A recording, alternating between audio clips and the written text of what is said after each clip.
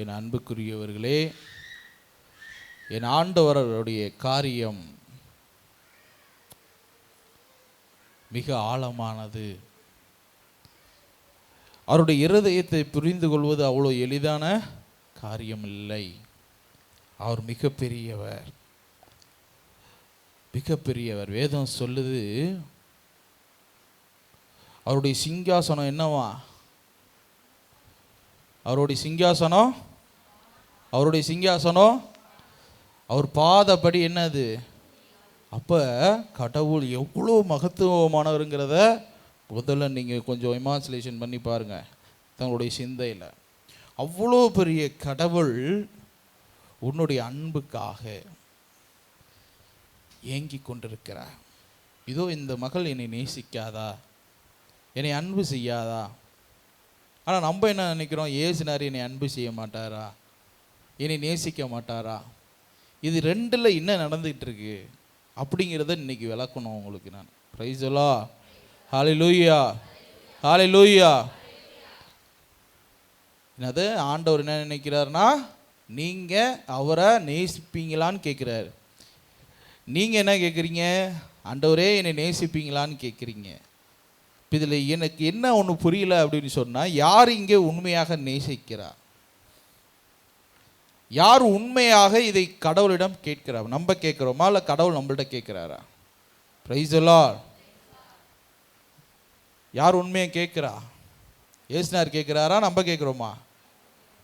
அப்போ நம்ம என் அன்புக்குரியவர்களே, நம்ம ஒரு போலியான வாழ்க்கை வாழ்ந்து கொண்டு இருக்கிறோம். கடவுளே என்னை நேசிங்க, நான் உங்களை அன்பு செய்கிறேன், நீங்கள் என்னை அன்பு செய்யுங்க, நான் உங்களுக்காக உண்மையாக ஓடுறேன், எனக்கு எதையாவது செய்யுங்க.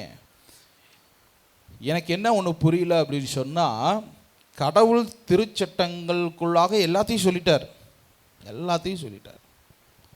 என்ன சொல்லிட்டாரு? இந்த உலகத்தில் இருக்கிற ஆசீர்வாதம் பூரா உனக்கு தான்டான்ட்டார். உங்களுக்கு தான் இந்த உலகத்தில் இருக்கிற ஆசீர்வாதம் பூரா உங்களுக்கு தான். எதுக்காக ஆசீர்வாதம்? அவர் படைச்ச மக்களுக்கு தானே. பிளெஸ்ஸிங் எதுக்கு? நீங்கள் நல்லா இருக்கணுங்கிறதுக்கு தானே. ஆனால் நம்ம என்ன நல்லா இருக்கிறோமா? ஆசீர்வதிக்கப்பட்டிருக்கிறோமா? Praise the Lord. சொல்லுங்க, நான் ஆசீர்வதிக்கப்பட்டிருக்கிறேன்ட்டு சொல்ல மாட்டீங்களா? ஆண்டவர் உங்களை ஆசீர்வதிக்கலையா? Price the Lord. சொல்லுங்க, ஆண்டவரே என்னை ஆசீர்வதித்ததுக்காய் நன்றி, கோடான கோடி நன்றி. அப்போ இந்த முழுமையான இந்த ஆசீர்வாதத்தை நம்ம பெற்றுக்கொள்ளாமல் இருக்கிறதுக்கு என்ன தெரியுமா? ஒவ்வொருடைய பிள்ளைகளுடைய மூர்க்கத்தனமே காரணம். மூர்க்கத்தனம்னா, சில நேரங்களில் நல்லா ஜெபம் பண்ணுறீங்க, சில நேரங்களில் ஜெபமே பண்ண மாட்டேங்கிறீங்க, சில நேரங்களில் இயேசுவை பற்றி யோசிக்கிறீங்க, சில நேரங்களில் இயேசுவை பற்றி சிந்திக்கிறது கூட கிடையாது, யோசிக்கிறது கூட கிடையாது. அவர் தேவைக்கு பயன்படுத்துகிறதை போல சுயநலவாதிகளாக அவரை நம்ம என்ன செய்கிறோம்? நேசிக்கின்றோம். ஒரு சுயத்தை வைத்து அவரை நேசிக்கிறோம். பிரச்சனையின் மத்தியில் கடவுளை தேடுகிறோம். யோசித்து பாருங்க, ஏதோ ஒரு மனக்கலக்கம் வரும், அந்த நேரத்தில் மட்டும் ஆண்டவர்கிட்ட மனதுருகி ஜெபம் பண்ணுவோம். எப்படி சொல்றது, மகிழ்ச்சியான தருணத்தில் அந்த மனதுருக்கம் என்ன செய்யாது, நம்மளுக்கு வராது. அவருடைய சிந்தனையே நம்மளுக்கு எட்டாது. இதைத்தான் அந்த இஸ்ரேல் மக்கள் செய்தார்கள். தனக்கு துன்பம் வரும் வேலையில் ஆண்டவரே அப்படின்ட்டு அவரை நோக்கி பார்த்தாங்க. மன மகிழ்ச்சியாக இருக்கும் பொழுது கடவுளை நேசிக்கவில்லை. கடவுளை விட்டு புற தெய்வங்களை, புறவின கடவுள்களை, கடவுள் இவர் தான் என்னை மீட்டது என்று கூட சொன்னார்கள். வேதத்தில் இருக்கிறது. ஆண்டவர் மனம் வருந்துகிறார், மனம் நொந்து போகின்றார். என்ன காரணம்? இதோ என் பிள்ளைகளை இவ்வளவாக அடையாள அற்புதங்களோடு செங்கடலை இரண்டாக பிளந்தேனே, பாறையை பிளந்து தண்ணீர் கொடுத்தனே, மன்னாவை கொண்டு போஷித்தனே, என் பிள்ளைகள் என்னை மறுதலித்து இன்னொன்றை நேசிக்கிறார்களே, இவைதான் என்னை ரட்சித்தது என்று சொல்லுகிறார்களே. மனம் முட்டைந்தார். அம்மக்களை பாலைவனத்திலே என்ன செய்கிறாரு? எல்லாத்தையும் என்ன செஞ்சாரு? கொலை செய்து விடுகிறார். Praise the Lord. Hallelujah, hallelujah. இதோ அவருடைய புணங்கள் பாலைவனத்தில் கேட்பாரற்று கிடக்கின்றன. கேட்க முடியுமா, ஏன் ஆண்டவர் அவர்களை கொலை செஞ்சீங்க அப்படின்னு சொல்லி? ஏன் இப்படி மக்களை எகிப்திலிருந்து அழைத்து வந்து இந்த பாலைவனத்தில் மடிவதற்காக கூட்டி வந்தீர்? என் அன்புக்குரியவர்களை, அனைவரையும் அவர் கொல்லவில்லை. அவருக்கு எதிராய் முணுமுணுத்த மக்களையே கொன்றார். அவருக்கு விரோதமாய் கலகம் செய்தவர்களே கொன்றார். மற்றவர்கள் எல்லாம் முண்டு குடித்து இதோ கடவுளை ஆர்ப்பரித்து அந்த கானான் தேசத்தை உரிமையாக்கி கொண்டார்கள். உங்களுக்கு அதான் சொல்றேன், கடவுளை நோக்கி போகும்போது முணுமுணுக்க கூடாது. கடவுளுடைய காரியங்களை உற்று நோக்கும் போது எந்த சூழ்நிலையிலும் எப்பேற்பட்ட நிலையிலும் கடவுளோடு நிலையான ஒரு நிலைப்பாட்டை நீங்கள் வைத்து கொள்ளணும், வச்சுக்கணும். அசைக்க முடியாத ஒரு நம்பிக்கை, சாவே வரினும் இயேசுவே தெய்வம் என்ற அந்த முழக்கம் உங்களுக்குள்ள இருந்தால் மட்டும்தான் கானான் தேசத்தை என்ன செய்ய முடியும், நீங்கள் காண முடியும். அந்த பரலோகத்தை உங்கள் கண்கள் காணும். இவ்வுலக காரியங்களை, இவ்வுலக மகிழ்ச்சியை நாடாதீங்க. அது கடவுள் விரும்புறது இல்லை, கடவுளுக்கு பிரியமானது அல்ல. ஆண்டவர் சொல்லுகிறார், நிறைவானது உனக்குள் வரும் பொழுது குறைவானது அப்போ உனக்கு நிறைவு வேணுமா, குறையானது வேணுமா? இப்ப கிடைக்கிற 5 நிமிஷமோ 10 நிமிஷமோ இருக்கிற மகிழ்ச்சி வேண்டுமா, இல்லோ ஆயுஷுக்கும் எப்படி சொல்ற நித்திய காலங்களுக்கும் உனக்கு கிடைக்கிற பெருமகிழ்ச்சி வேண்டுமா? கடவுள் சொல்லுகிறார், என் மக்களே இதோ உங்களுக்கு நான் உணர்வை கொடுத்திருக்கிறேன், நீங்கள் உணர்வு உள்ளவர்களாய் இருக்கிறீர்கள். இதோ உங்களுக்கு செவியை கொடுத்திருக்கிறேன், நீங்கள் செவி கேட்கிற திறன் உள்ளவர்களாய் இருக்கிறீங்க. இதோ உங்கள் கண்களை கொடுத்திருக்கிறேன், நீங்கள் பார்க்கிற நபராய் இருக்கிறீர்கள். இதோ உங்களுக்கு வாய்களை கொடுத்திருக்கிறேன், பேசுவதற்கு நீங்கள் பேசி கொண்டிருக்கிறீர்கள். ஆனால் இதுக்கு அப்படியே ஆப்போசிட்டா கடவுள் சொல்லுகிற காரியங்களை உணர்வதில்லை, கேட்பதில்லை, பார்ப்பதில்லை, பேசுவதில்லை. அதுக்கு அப்படியே ஆப்போசிட்டா எல்லாமே நடந்துட்டு இருக்கு. யோசித்து பாருங்க, ஒரு நாள் 24 hours 24 மணி நேரத்தில் உன்னுடைய வாழ்க்கையில கடவுள் உன்னுடைய உடல் சார்ந்து மன சார்ந்து கடவுளுக்காக நீ என்ன செய்கிற, எத்தனை மணி நேரம் அவர்கள் பாதத்தில் அமர்ந்திருக்கிற, எத்தனை மணி நேரம் அவர் இடத்துல ஜெபம் பண்ற கேட்டால் என்ன சொல்லுவீங்க? 1 மணி நேரம் ஜெபம் பண்ண முடியலங்க, 1 மணி நேரம். அப்படிப்பட்ட வாழ்க்கை நம்ம வாழ்ந்துக்கிட்டு இருக்கிறோங்க ஒவ்வொருத்தரும். அதை நினைத்து வேதனை அடைகிறேன், மன வேதனை அடைகிறேன். லபபி ஷரத்து நீக்கிற பராத்து ஷக்ரா, லபபி ஷரத்து நீக்கிற பாத்து ஷக்ரா. நான் உங்களுக்கு ஆழப்படுத்தி சொல்றது என்ன தெரியுமா? ஜெபந்தான் முக்கியம். இவ்வாழ்க்கையில இவ்வுலகத்தில் ஜெபம் இல்லாமல் எதுவுமே கிடையாது. நிம்மதி வேணுமா, ஜெபம் பண்ணு. அமைதி வேணுமா, ஜெபம் பண்ணு. உன்னுடைய பிரச்சனைகள் தீரணுமா, ஜெபம் பண்ணு. உன் கடன் பிரச்சனை தீரணுமா, ஜெபம் பண்ணு. இதோ எல்லாமல்ல சர்வ உனக்கு இறங்கி வந்து மனதுருகி உன்னுடைய நோய்களை, உன்னுடைய குற்றங்களை, பாவங்களை மன்னிக்கணுமா, ஜெபம் பண்ணு.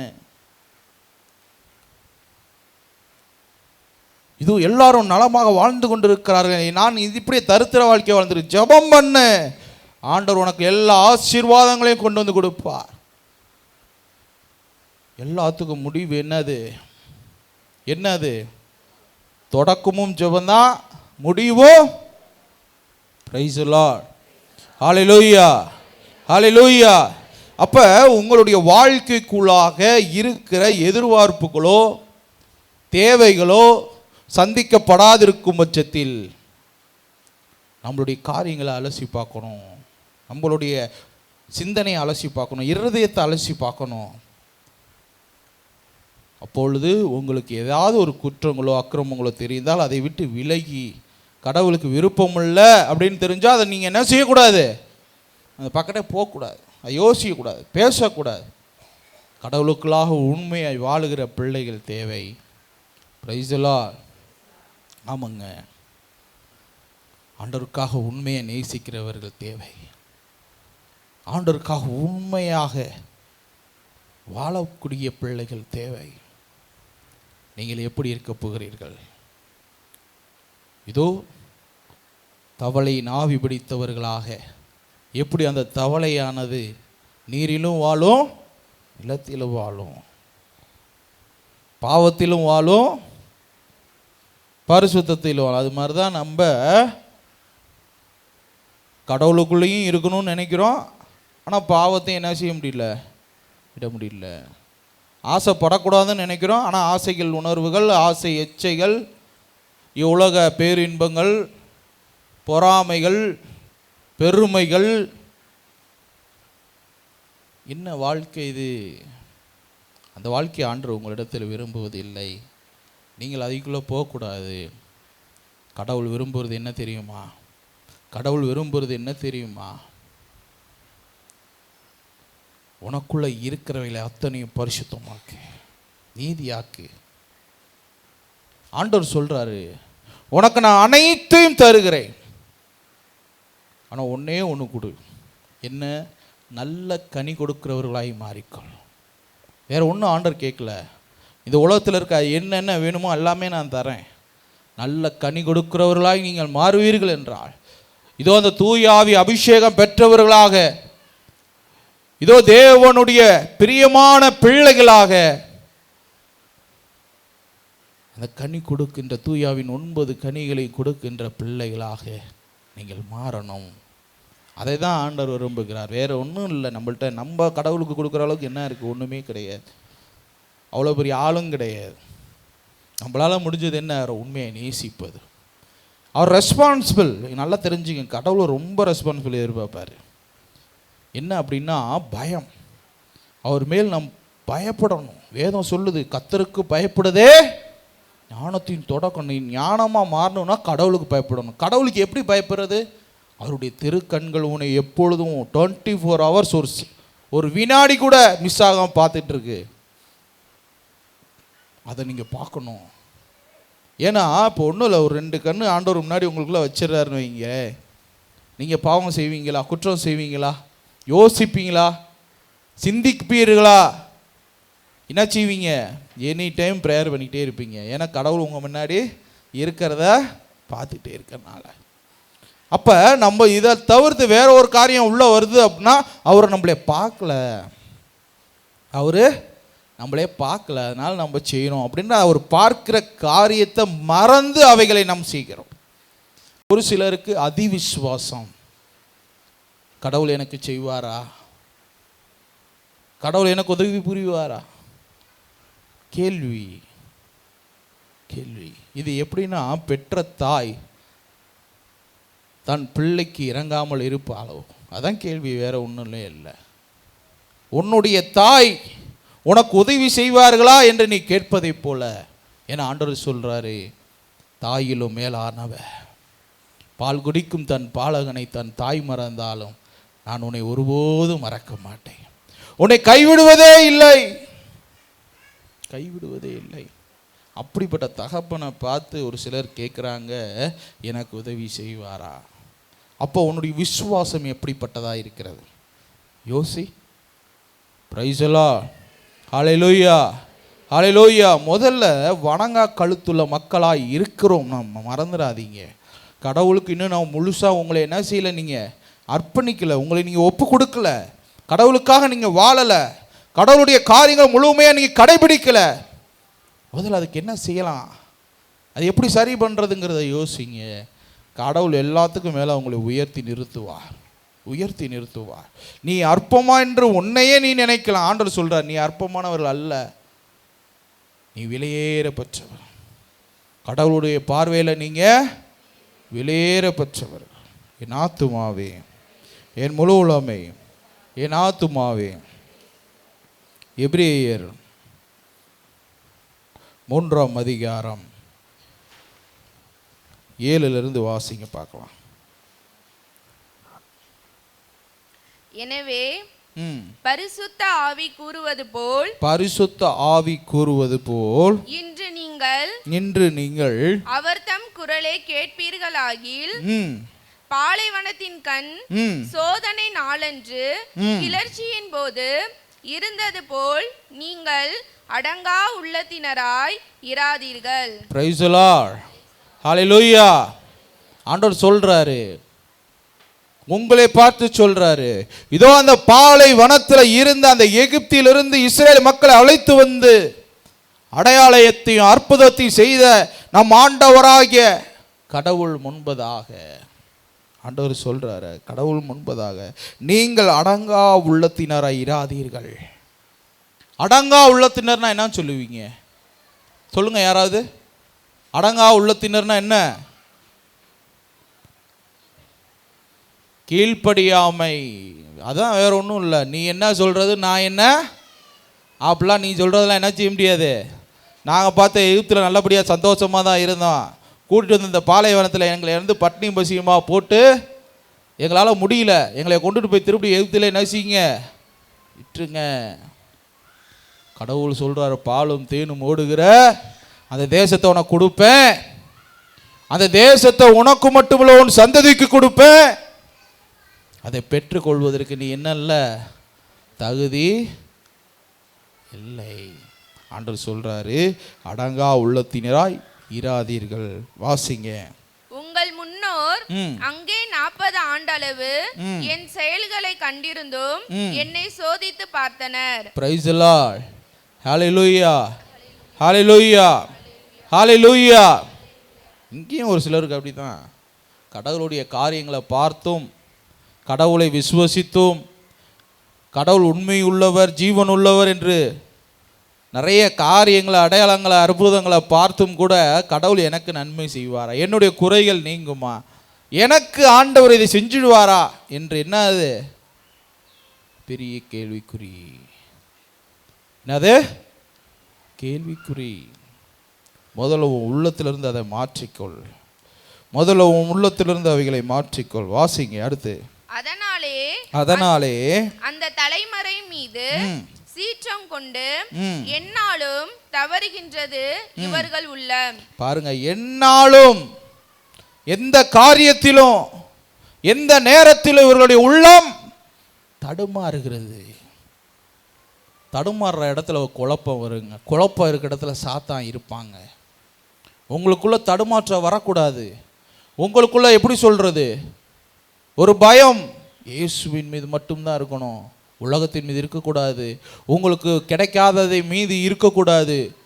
வாழ்க்கையில் எந்த பயமும் இல்லாமல் கடவுள் மேல் பயம் உள்ளவர்களாக, அந்த தீரா தாகத்தோடு என் ஆண்டவரை தேடுகிறவர்களாக நீங்கள் இருக்கணும். ஆண்டவர் சொல்றார், அந்த 40 நாள் என்னுடைய செயல்களை பார்த்தோம், 40 ஆண்டுகள் என்னுடைய செயல்களை பார்த்தும் அவர்கள் இன்னமும் என்னை சோதிக்க பார்த்தனர், இன்னமும் என்னை கேள்வி கேட்கின்றனர், உண்மையிலே தேவன் இருக்கிறாரா என்ற யோசனை ஒரு சிலருக்கு வந்து கொண்டே தான் இருக்கிறது. அவர்களுக்கு ஆண்டவர் சொல்லுகிறார், வாசிங்க. என் வழிகளையோ இவர்கள் அறியவில்லை என்றேன். அதனாலே அந்த தலைமுறையின் மீது சீற்றம் கொண்டு என்னாலும் தவறுகின்றது இவர்கள் உள்ளம். என் வழிகளையோ இவர்கள் அறியவில்லை, என் வழிகளையே இவர்கள் அறியவில்லை என்றார். ஆகவே நான் சினங்கொண்டு எனது இளைப்பாற்றை அவர்கள் அடையவே மாட்டார்கள் என்று ஆணையிட்டேன். Price the Lord. ஹல்லேலூயா. ஆண்டவர் அவர்களை பாலைவனத்தில் கொன்று போடுகிறார். இவர்கள் சொல்லு பேச்சு கேட்க மாட்டாங்க, இன்னும் முணுமுணுத்துக்கிட்டு தான் இருப்பாங்க. அதனால என்ன செய்றார் ஆண்டவர், அவர்களை வாசிங்க. சகோதரரே, உயிருள்ள கடவுளை மறுதலிக்க செய்யும் அவிவிசுவாசமான தீய உள்ளம் உங்களுள் யாருக்கும் இராதபடி பார்த்து கொள்ளுங்கள். பாருங்க, உங்களுக்குள்ள யாருக்குமே என்ன செய்யக்கூடாது, என்ன செய்யக்கூடாது, இருக்கக்கூடாது, இருக்கக்கூடாது, இருக்கக்கூடாது. ஜீசஸ், என் ஆத்துமாவே என் முழு உளமை, என் ஆத்துமாவே. அந்த விசுவாசம் எப்போதெல்லாம் உங்களுக்கு தவறாக தோன்றுகிறதோ, கடவுளுக்கு விரோதமாக சாத்தான் பக்கத்திலிருந்து யோசிக்கிறீங்களோ, அப்பையெல்லாம் நீங்களும் அந்த சாத்தானுடைய ஒரு நபராக மாறிவிடுகிறீர்கள்.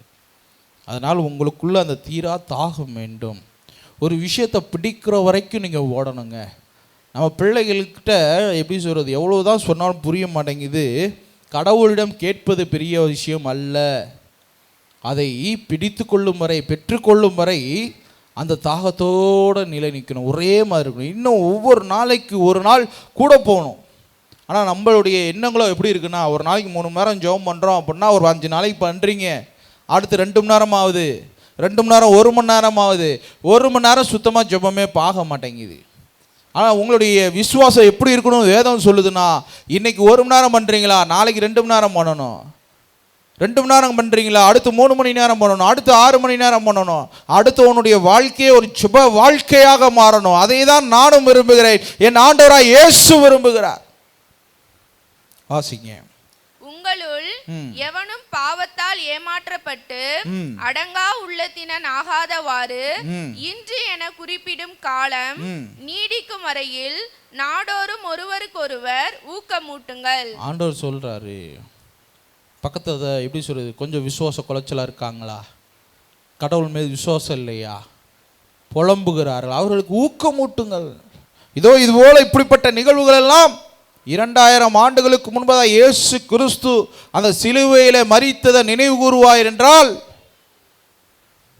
அந்த இரத்தத்தை நினைவு கூறுவார்கள் என்றால் அவர்களுக்குள்ள ஒரு விசுவாசம் பிறக்கும். இதோ 5000 ஆண்டுகளுக்கு முன்பதாக கடவுள் அந்த இஸ்ரேல் மக்களை இவ்வாறு நடத்தியிருப்பார் என்றால், உங்களை இப்போ நடத்துறதுக்கு எவ்வளோ பெரிய விஷயமா, ஒன்றுமே இல்லையே.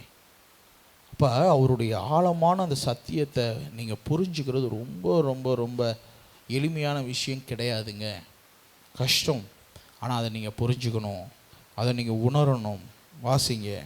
ஏனெனில் நாம் கிறிஸ்துவோடு பங்கு பெற்றவர்களானோம், ஆனால் தொடக்கத்தில் நமக்கு இருந்த நம்பிக்கையை இறுதி வரை உறுதியாய் பற்றி கொண்டிருக்க வேண்டும். பாருங்க, வேதம் தெளிவா சொல்லுதுங்க. தொடக்கத்தில் நம்மளுக்கு இருக்கிற இயேசுவை தேடி ஓடி வந்த நாட்களில் இருந்த அந்த உறுதி, அந்த பற்று, அந்த அன்பு, அந்த நேசம், அந்த பாசம் எப்போ வரைக்கும் இருக்கணுமா? இறுதி வரைக்கும் இருக்கணுமா? ஆனால் நம்மள்ட்ட என்ன செய்ய மாட்டேங்குது, இருக்க மாட்டேங்குதே. அதிகபட்சம் 10 நாள், அதிகபட்சம் 10 நாளைக்கு மேலே என்ன செய்ய மாட்டேங்குது, இருக்க மாட்டேங்குது. ஆனால் தேவைகளோ கஷ்டங்களோ கவலைகளோ 10 நாள் இல்லை, வருஷ கணக்கில் தொடர்ந்து கொண்டிருக்கிறது. சோம்பேறித்தனமோ தொடர்ந்து கொண்டிருக்கிறது, அசம்பந்தமோ தொடர்ந்து கொண்டிருக்கிறது. இதோ ஆசைகளோ உணர்வுகளோ அவைகளுக்கெல்லாம் நாட்கள் கணக்கு கிடையாது, வருட கணக்கில் போய்கிட்டு இருக்கு. ஆனால் கடவுளுடைய செயல்பாடுகள் மட்டும் 1 வாரமோ 10 நாளோ 1 மாதமோ, அவ்வளோதான். இப்படி தாங்க நம்மளுடைய வாழ்க்கை இருக்கிறது. அதனால் அதை மாற்றிக்கொள்ளுங்கள். வாசிங்க.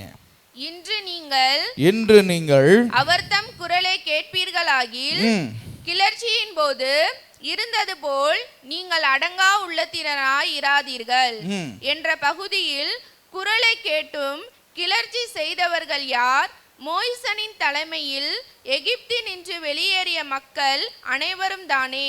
ஆண்டவர் இங்க என்ன சொல்ல வர்றாருன்னா, இதோ இந்த மக்கள் யாரு, நான் நன்மை செஞ்சது தானே, நான் இவங்களுக்கு உணவு கொடுத்தவர் தானே, இவங்களல்லவா எனக்கு கிளர்ச்சி செய்கிறார்கள், இவங்களல்லவா எனக்கு துரோகம் செய்கிறார்கள்.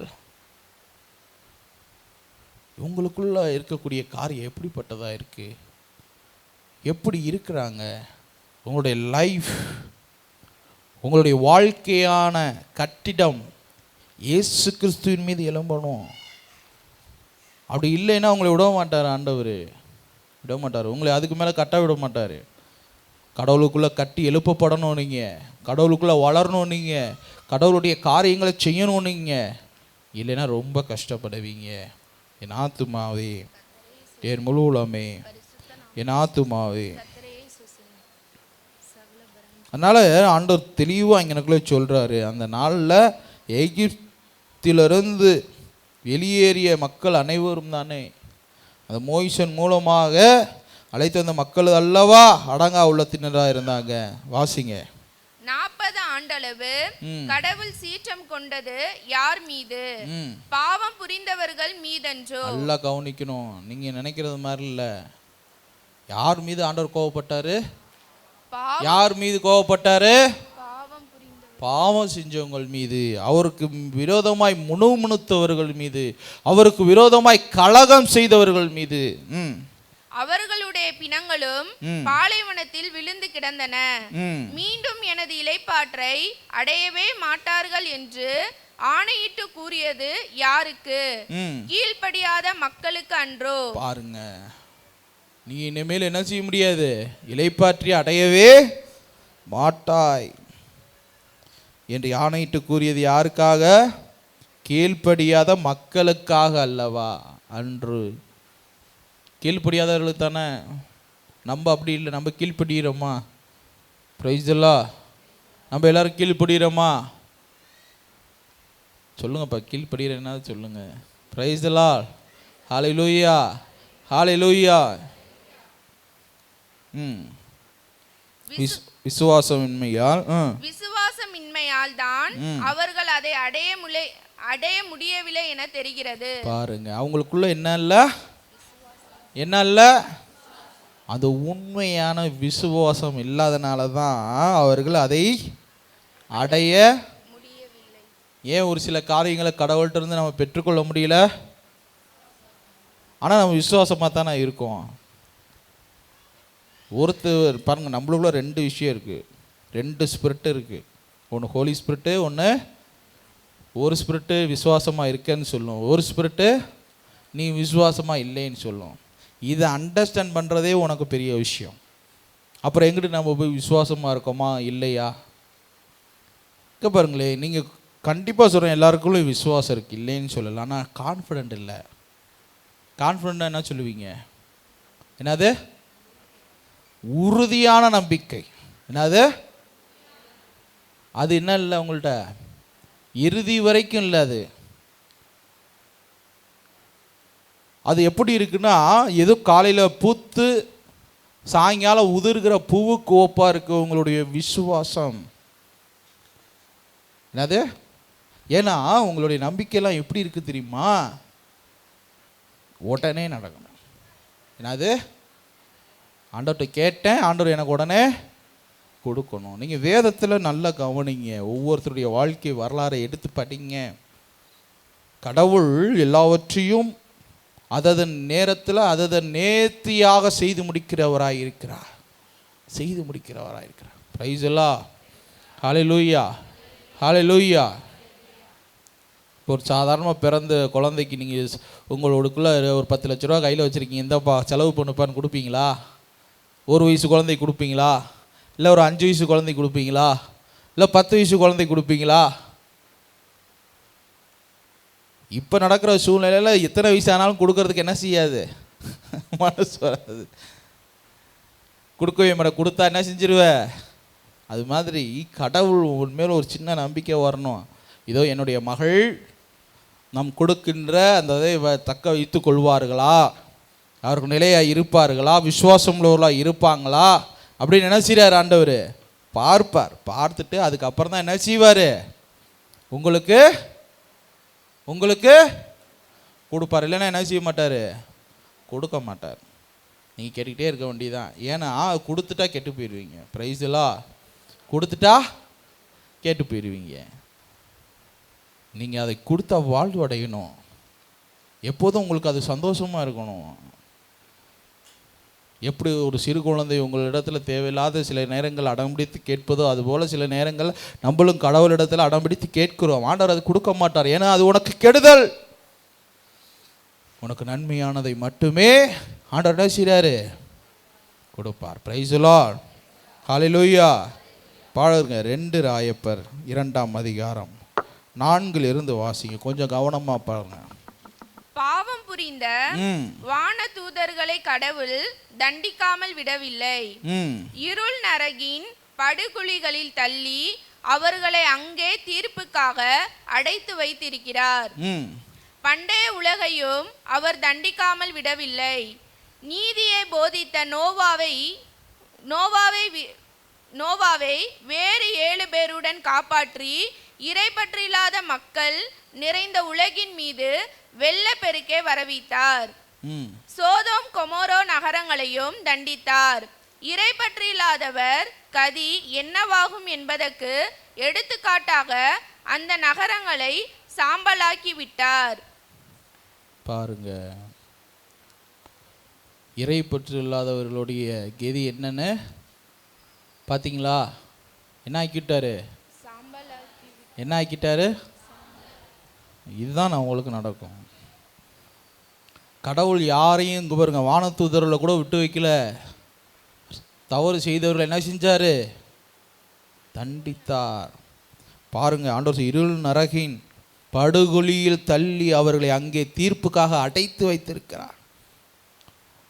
பண்டைய உலகையும் அவர் தண்டிக்காமல் விடவில்லை. நீதியை போதித்த நோவாவை வேறு 7 பேருடன் காப்பாற்றி இறை பற்றில்லாத மக்கள் நிறைந்த உலகின் மீது வெள்ளப்பிறக்கை வர பண்ணினார். எல்லாத்தையும் கொண்டு போட்டார், பூராத்தையும். பாருங்க, நோவாவை மட்டும்தான், அவருடைய சந்ததியை மட்டும்தான் என்ன செய்கிறாரு? காப்பாற்றினார். எதுக்காக காப்பாற்றினாரு? பிரைசலா, எதுக்காக காப்பாற்றினாரு? சொல்லுங்க, எதுக்காக? அல்ல, அங்கே அந்த வசனத்தையே பாருங்க, இறை பற்று இல்லாத புறம் கொண்டு போட்டார். அப்போ உங்கள் ஒரு குடும்பம் மட்டும்தான் இறை பற்றோட, ஒரு குடும்பம் மட்டும்தான் இயேசுவை உண்மையாக, கடவுளை உண்மையாக நேசித்தார்கள். அதனால தான் அவங்க குடும்பம் மட்டும் என்ன செய்யப்பட்டுருச்சு. அதே மாதிரி தான் இந்த உலகத்துலேயும் உங்கள் குடும்பம் எல்லாவற்றிலும் இருந்து காப்பாற்றப்படணுமா, பாதுகாக்கப்படணுமா, பொறாமையிலிருந்து பாதுகாக்கப்படணுமா? இவ்வுலகம் எப்படி சொல்கிறது, பில்லி சூனியம் நிறைய காரியங்களை செஞ்சுக்கிட்டு இருக்கிறாங்க. அதுலேருந்து உன்னை பாதுகாக்கப்படணுமா? இறை பற்றுள்ளவர்களாய் நீ வாழ கற்றுக்கொள், உண்மையின் பிள்ளைகளாக இருக்க கற்றுக்கொள். நிச்சயம் சொல்கிறேன், உன்னை யாரும் என்ன செய்ய முடியாது. பெரும்பள்ளம் வரும், உலகை மூழ்கடிக்கிற வெள்ளம் வரும், ஆண்டவர் பேழையை கொண்டு உன்னை என்ன செய்வார்? காப்பாற்றுவார், காப்பாற்றுவார். வாசிங்க. காமவெறியில் உழன்ற தீயவர்களின் நடத்தையை கண்டு மனவேதனை கொண்ட நீதிமானாகிய லோத்தை விடுவித்தார். இந்த நீதிமான் அவர்களிடையே வாழ்ந்து வந்தபோது அவர் கண்ட நிகழ்ச்சிகளும் கேட்ட பேச்சுகளும் தீயவனவாகவே இருந்தன. இந்த தீய நடத்தை அவருடைய நேர்மையான மனதை நாள்தோறும் வாட்டி வதைத்தது. இறை பற்றுள்ளவர்களை துன்ப சோதனையில் இருந்து விடுவிக்கவும், அநீதர்களை தண்டிக்கவும், தண்டனைக்கு உட்பட்டவர்களாய் தீர்ப்பு நாளுக்கென்று வைத்திருக்கவும் ஆண்டவருக்கு தெரியும். ஆண்டவருக்கு தெரியும், ஆண்டவருக்கு ஆண்டவருக்கு குறிப்பாக அசுத்த இச்சைகள் கொண்ட ஊனியல்பின்படி நடப்பவர்களையும் ஆண்டவரது மாட்சியை புறக்கணிக்கிறவர்களையும் அவர் தண்டிப்பார். அவர் என்ன செய்வார்? தண்டிப்பார். Praise the Lord. Hallelujah, hallelujah. அப்போ இந்த இடத்துல உங்களுக்கு சொல்ல வர்றது என்னென்னா, இறை பற்று உள்ள பிள்ளைகள் இந்த வாழ்க்கையில், இந்த லோகத்தில் நீங்கள் எப்படி இருப்பீங்க? மன மகிழ்ச்சியாக காப்பாற்றப்படுவீர்கள். இறை பற்று இல்லாதவரோ, விசுவாசம் இல்லாதவர்களோ எப்படி இருப்பீங்க? துன்பம், துயரம், கண்ணீர், இதிலே உங்களுடைய வாழ்க்கை ஓடிக்கிட்டே இருக்கும், முடிவே கிடையாது, எண்டே கிடையாது. நல்லா தெரிஞ்சுங்க. அதனால் உண்மையான இறைப்பற்றுக்குள்ளாக வந்துடுங்க, உண்மையாக ஓடுங்க. நிறைய நபி சொல்கிறது, நிறைய காரியங்களை செய்யணும். கடவுளுக்காக உயிரை கொடுத்து ஓடுறாங்க, உயிரை கொடுத்துருக்குறாங்க. அவங்களாம் முட்டாள் கிடையாது, நம்ம ஒன்றும் அறிவாளியும் கிடையாது. அதனால் நீங்கள் உண்மையாக கடவுளை நேசித்து அவர் மேலே எழும்புகிற கட்டிடமாக அவருடைய தேவையை நீங்கள் புரிஞ்சுங்க. அவர் உங்களுடைய தேவைகளை புரிஞ்சு உங்களை ஓட்டுவார், நடத்துவார். அவர்தான் இயேசு கிறிஸ்து. Price the Lord. இந்த நேரத்தில், இந்த அபிஷேக நேரத்தில் கடவுள்கிட்ட சில விஷயங்களை கேட்பது பெரிய விஷயமே இல்லை, கடவுள் கொடுக்குறதும் பெரிய விஷயம் இல்லை. ஆனால் ஆண்டவர் நம்மளுக்கு பேசினபடி அதை நிலை பிடிப்போமா, நிலை நிற்போமா? உங்களை நம்பணும் ஆண்டவர், உங்களுடைய வாழ்க்கையை நம்பணும், உங்களுடைய பேச்சுக்களை நம்பணும், உங்களுடைய விசுவாசத்தை அவர் நம்பணும். அப்போ தான் பெரிய காரியங்களை செய்ய முடியும், இல்லைன்னா செய்ய முடியாது. உங்களை ஒரு பெரியதொரு எப்படி சொல்றது, அநேகருக்கு ஒரு ஒளியாக உப்பாக நிறுத்த விரும்புகிறார். சாதாரணமாக இல்லை. உங்களை பார்க்கும்போது எல்லாரும் சொல்லுவாங்க, இவர்கள் கடவுளுடைய பிள்ளை, கடவுளுடைய பிள்ளைகள் சொல்லுவாங்க. அதுக்கு ஏற்ற வாழ்க்கை முறைகள் உங்களிடத்தில் இருக்கணும். அதை இனிமேல் வாழ்வீர்கள் என்று நான் விசுவசிக்கிறேன். என் ஆத்துமாவே, என் முழு உலகமே, என் ஆத்துமாவே, தேங்க்யூ ஜீசஸ். தகப்பனே, அப்படியே முழங்கால் போடுங்க எல்லாரும். Thank you Jesus, thank you Jesus. லெபிஷரதிரி கராபராதி சக்கரா. இவ்வளோ நாட்கள் நீங்கள் எப்படி வாழ்ந்தீங்கன்னு எனக்கு தேவையில்லை. மகளே, இனி எப்படி வாழப்போற? இனி நீ எப்படி வாழப்போற? கடவுளுக்கா உண்மையா வாழ போறியா, இல்லை இன்னும் போலியாகவே நீ வாழலாம் நினைத்து கொண்டு இருக்கிறாயா? இன்னைக்கு நீ முடிவெடுக்கணும். இன்னைக்கு ஒரு முடிவெடுக்கணும். இன்னைக்கு முடிவெடுக்கணும். மலை மேல் இருக்கிற பட்டணம் மறைவாய் இருப்பதில்லை. இதோ விளக்க கொளுத்தி விளக்கு தண்டு வைக்காமல் மரக்கால் கடிகள் வைப்பதில்லை. நீ சுவை கொடுக்கிற மகளாய் மாறணும். ஒரு ஆசீர்வாதமான மகளாய் மாறணும்.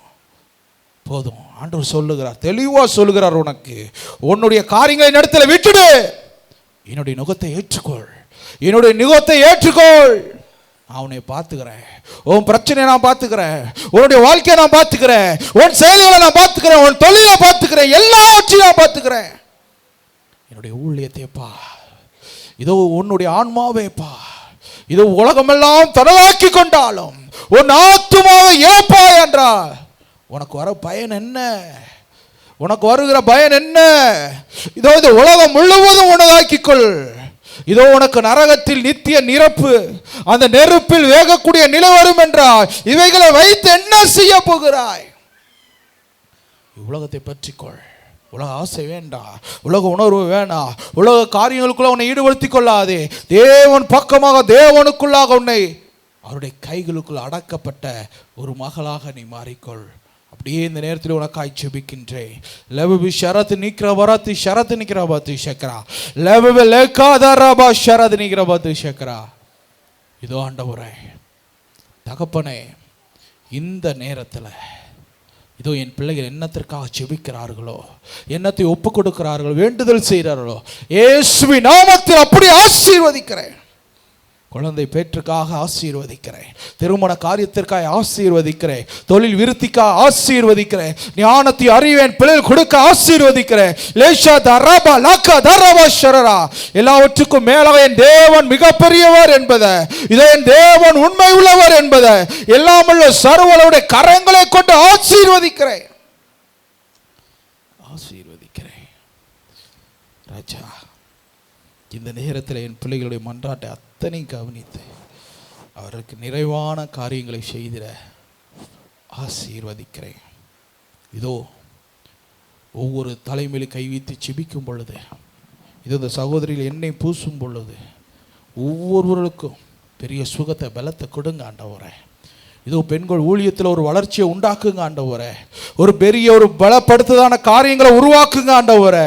ஈஸ்வரா ரீக்ரா பராத்தி சக்ரா, நல்ல வெளிப்பாடுகளை கொடுங்க ஆண்டவரே.